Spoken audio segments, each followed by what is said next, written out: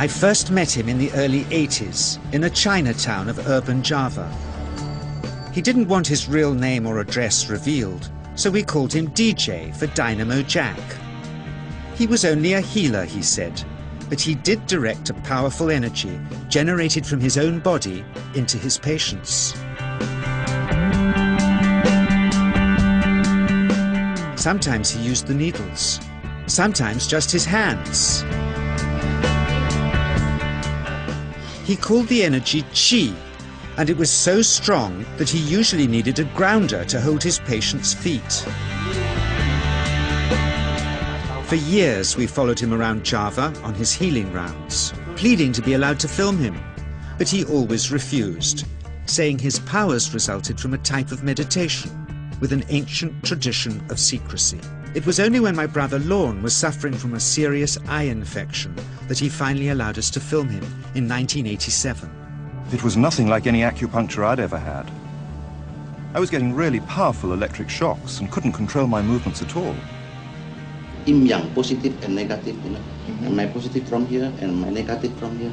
And we meet together, this can get like electricity. And is this because you're special? You have a special sort of body? Meditation every day. It's meditation that does it? Meditation every day. Like you can touch me, like this. It's nothing, okay? It's my burn. Just like this. For our sound recordist, it was also a shocker.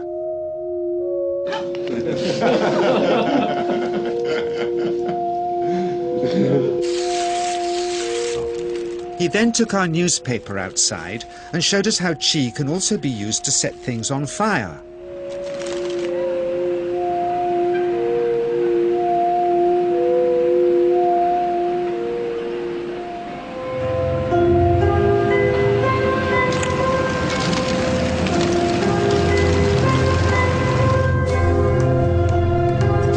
When he heard we'd shown this footage in public, he was very upset and refused all our future efforts to contact him again. As the years passed, we sadly resigned ourselves to never seeing him again. My brother Lorne never did, for by 1997 he was already dead, when I again found myself with DJ, now treating me for an eye problem. But it wasn't this that brought me back. He had tracked me down out of the blue and invited me to tell me a story. He had just returned from 2 years on a deep meditational journey, alone in the heart of Borneo. Amongst his revelations, he had seen, he said, how history was moving on into great change, and the old wisdom was vanishing. So he'd called me back to film just enough of him to remind us that we all have undreamed of powers sleeping within us, and that there's nothing special about him except for his training in waking them. Grounding this patient, my cameraman Joe is having to use all his weight to keep contact. But Qi is pushing him away. He seems able to control the amplitude of this Qi, like a dimmer switch, and it causes uncontrollable responses in the patients and their grounders. I can barely keep my hand on you. It wants to fly off. The electricity is so strong. This mother unwittingly grounds her child. He won't sit still, so she's asked to hold him and grin and bear it. Sometimes signs of this passing energy can be seen in the transmitter too. This Qi stuff is only the surface, he says, of the real adventure beneath, in the meditational technique.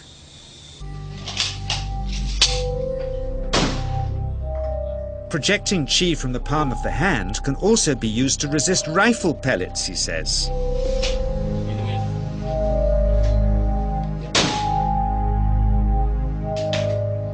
First, you learn to distinguish between yin and yang Qi in your body. Then how to pool it in your navel chakra. Then how to project it, he says. And it's the proportionate mixture between yin and yang which accounts for different effects, like pulling or pushing objects or igniting them. Then he gets really strange.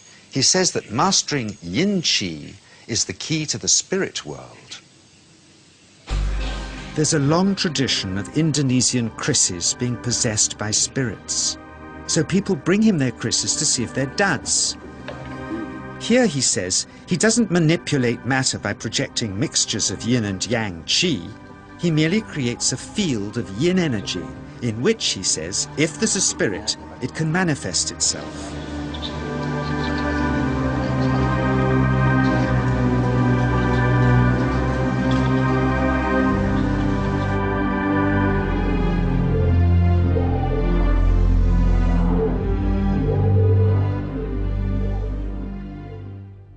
So I invited a small group of scientists back from the United States with measuring equipment to test if DJ was for real. And if so, where might this energy belong on the electromagnetic spectrum? Catherine Cook, CEO of the Mind Science Foundation in Texas. Dr. Roger Nilsson, a Swedish medic and international racing sailor. Dr. Greg Simpson, a physicist from New York's Albert Einstein University, and Andreas Polak, one of DJ's Australian students. The visitors are confident they'll uncover him as a fraud in no time. Greg is the first guinea pig, and he's uncomfortable about showing that he can feel anything at all. Dr. Roger doesn't know what to expect.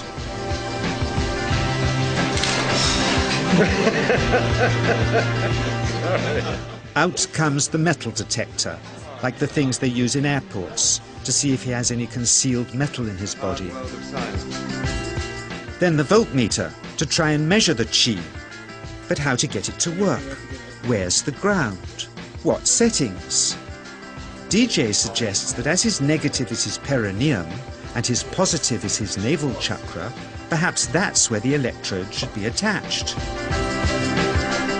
He doesn't stand on his dignity. He's eager to help, but still no readings. They're getting shocks off his arm, and now they're on the right settings, but the needle still isn't moving. DJ says it isn't electricity, it's qi. It's 1, 2, up, I feel it in my whole body. I feel it, 3, 0.3, I feel it in my legs, shit. But suspecting there's some tricky setup on his premises they can't find, they insist we all go to a randomly chosen hotel room several miles away to see if he can light a light bulb with his fingers. It doesn't ground on the wall. So Greg holds and grounds one wire, while DJ pumps qi through the other. The bulbs are LEDs, light-emitting diodes, which ignite in different colors according to the intensity of current. Yes. On, off, on. Brilliant. Oh, you're blinking. Things were going well.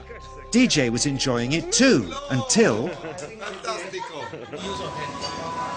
he invited us all out to lunch at his local, where he tried to push a chopstick through the table. He couldn't get it through the formica surface, so he came up through an inch of wood from underneath.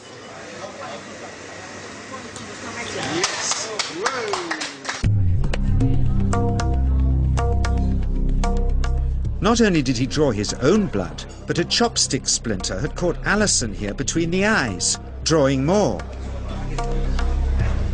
The incident was laughed off apologetically, but next morning he was a different man, drawn and upset. He said he'd been visited all night by his long-dead master, raging that he'd broken the strict taboos of his sect, never to show off in public and never to cause harm or draw blood.